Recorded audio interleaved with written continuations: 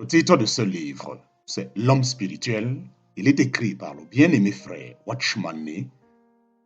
Nous sommes à la deuxième grande partie de ce livre. La deuxième grande partie, chapitre 1 de cette deuxième grande partie. Chapitre 1, petit 2. Chapitre 1, petit 2.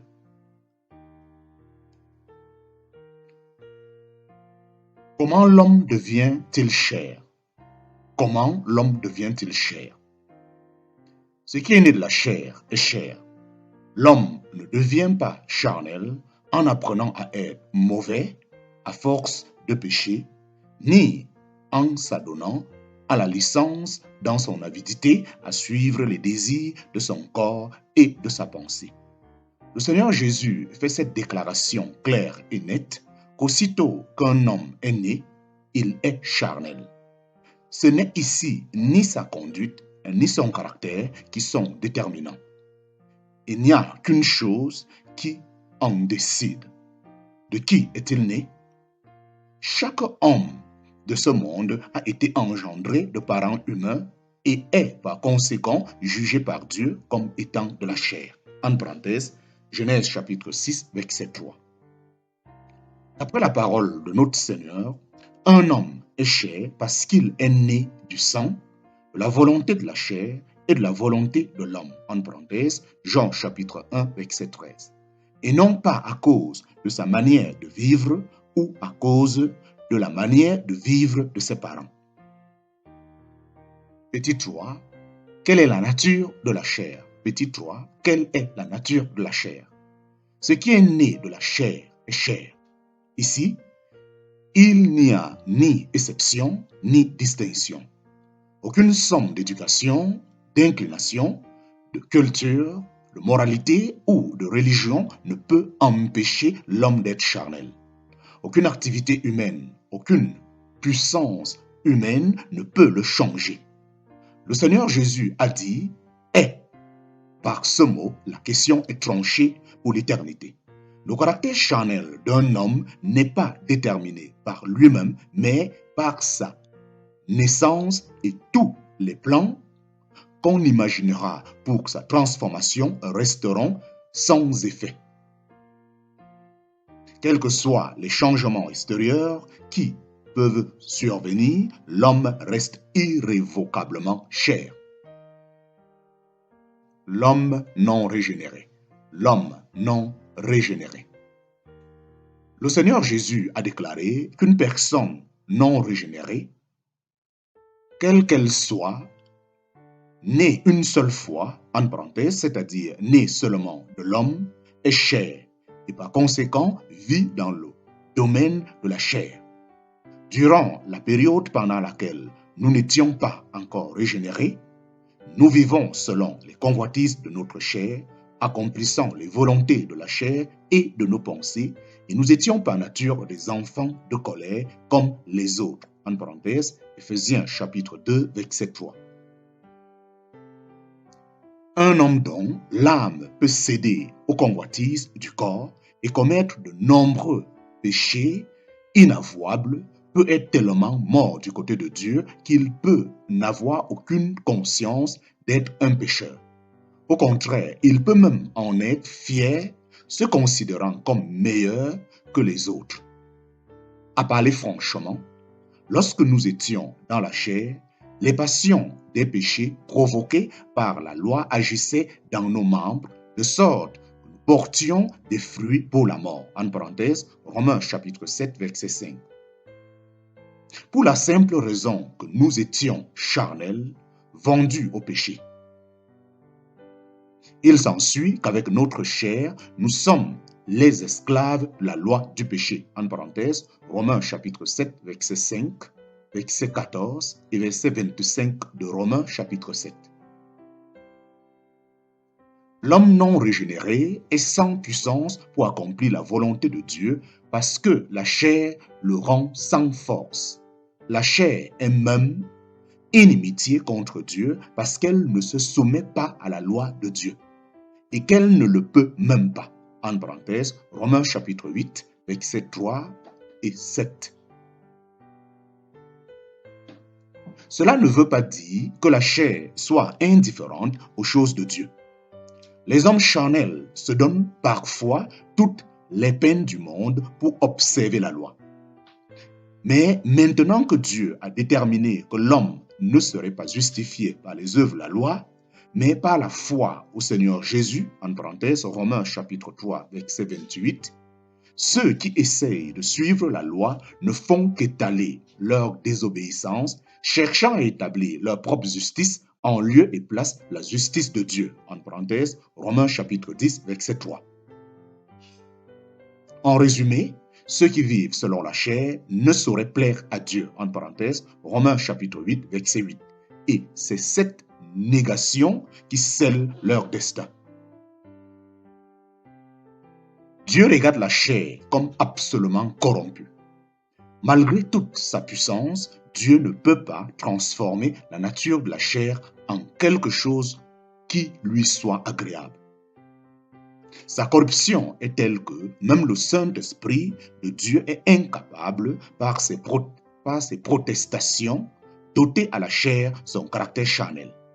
L'homme essaye continuellement de raffiner ou de reformer sa chair. Mais la parole de Dieu subsiste éternellement. Ce qui est né de la chair est chair. C'est parce que Dieu apprécie exactement l'état réel de la chair qu'il la déclare intransformable. Quiconque essaye de la réparer par des actes de contrition ou de discipline du corps est condamné à échouer.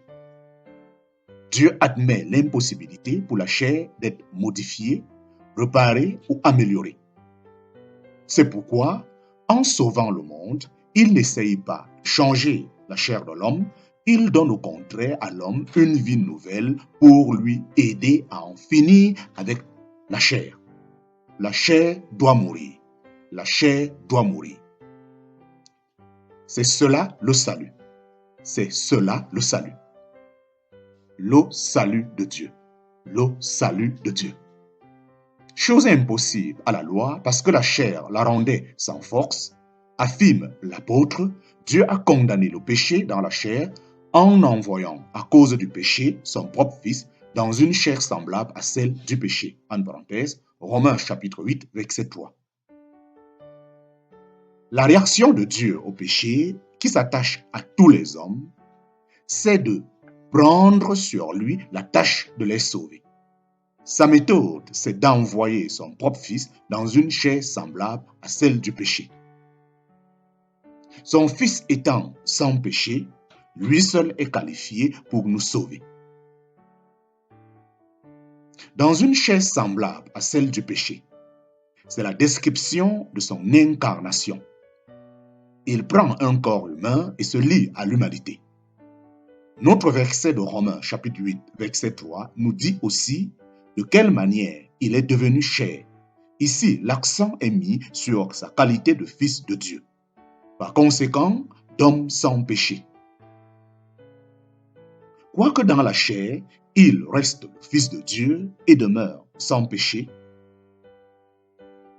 Quoique dans la chair, il reste le fils de Dieu et demeure sans péché. Cependant, parce qu'il possède une chair semblable à celle du péché, il se trouve étroitement uni aux pécheurs du monde qui vivent dans la chair. Quelle est donc la raison d'être de son incarnation? Comme un sacrifice pour le péché. Voilà l'expiation biblique, en parenthèse, Hébreux chapitre 10, verset 12. Et c'est là l'œuvre de la croix. Le Fils de Dieu doit faire expiation pour nos péchés. Tous les hommes charnels pêchent contre la loi.